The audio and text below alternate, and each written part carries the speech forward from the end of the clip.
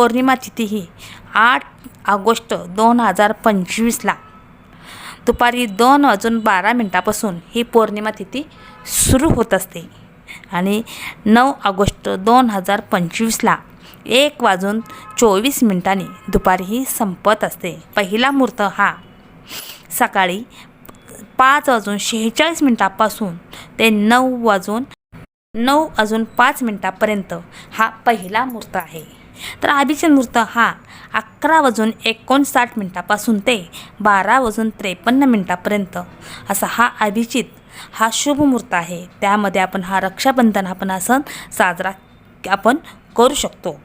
9 ऑगस्टला दुपारी ही पौर्णिमा तिथी 1:24 आहे। त्यामुळे आपण 9 ऑगस्टला आपण दुपारी 1:24 आपण रक्षाबंधन हा सण साजरा करायचा आहे।